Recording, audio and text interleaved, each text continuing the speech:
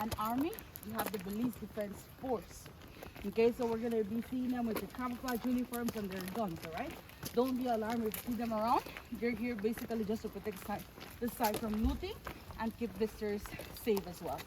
Okay, so as we go along the way, pretty much we're gonna be seeing all jungle and plenty of mounds.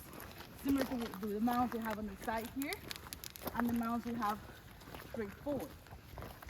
Now, what archaeologists use to know that there's structures underneath these mounds, it's called LIDAR. L-I-D-A-R, LIDAR. Okay? So it's basically a laser that will be placed on the rear bottom of an aircraft. Alright? They would scan the area, and with the help of computers, they notice that there are structures underneath these mounds. So this is how excavation would usually start. Okay? Now, during excavations, of course, you're going to notice that some of the rocks are definitely falling apart. Those same rocks are used for restoration, which is an example on the first structure we're seeing at the moment. Right? So what we're going to be seeing at the site is not 100% original. It's restored and consolidated. Remember, another different kind of structure. Important guests would have been welcomed to the site. As we were driving to the site, not sure if you did realize or you did notice that there were plenty of mounds along the way. Basically, that would have been the entrance to what we're going to be visiting today. Notice that the river is what the Mayans used to travel back in the days through pitmans or canoes all the way to Guatemala, Mexico, and so on. Okay, so again, this would be all the entrance to the site. So as I mentioned, it's gonna be all flat except the structures we're gonna be climbing. Notice that the floor is not the original. Okay, it goes deeper than that, meaning that the structures would have looked more taller than what they appear at the moment. So here we see the three mounds right behind the first structure. Okay, there are three huge mounds. So this is giving you an idea of how it looked before and after excavation on the other side. We're gonna notice that those three structures are completely exposed or excavated on the front part of it.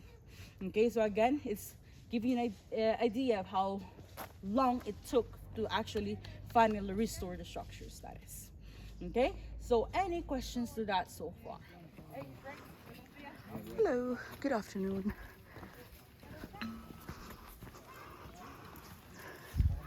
We are at the Mayan ruins in San Ignacio.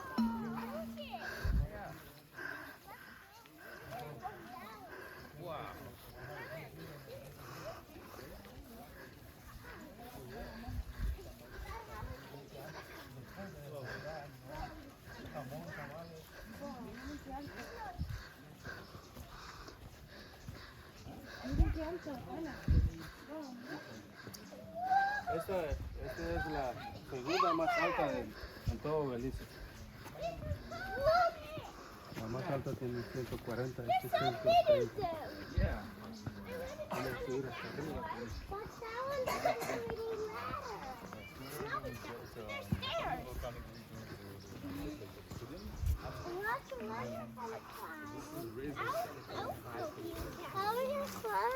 I can do which one? Oh, I think it's. You guys would like a good photo? I can get it for you. Okay.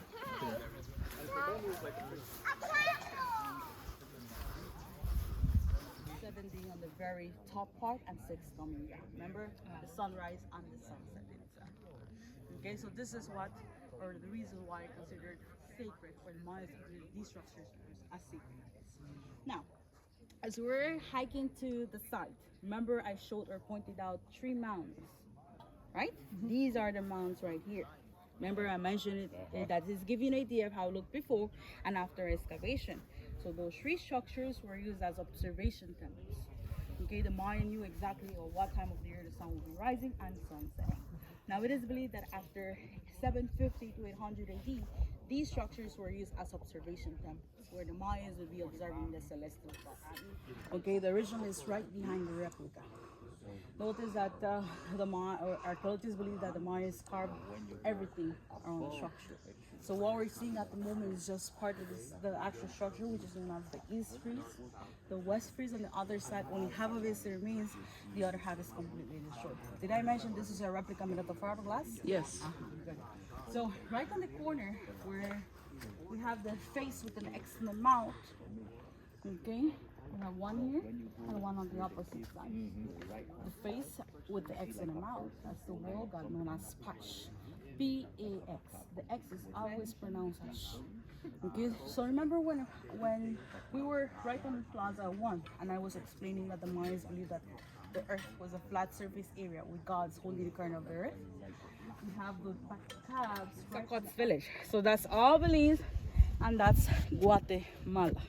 Melchor Domingo's Peten. So you can head over to the front, enjoy the view, take some pictures.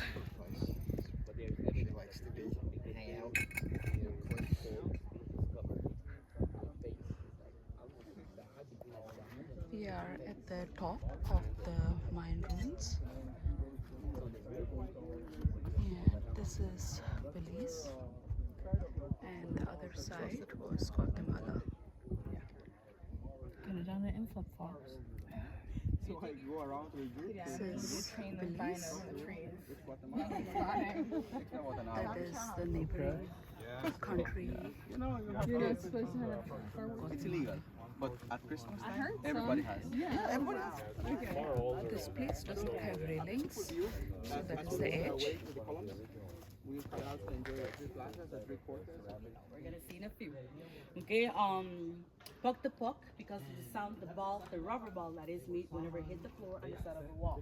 Remember that the ball was made of pure rubber that will be weighing about 5 or 7 pounds. It all depends. This is a young rubber tree here on the side. So the sap would be collected as you have noticed.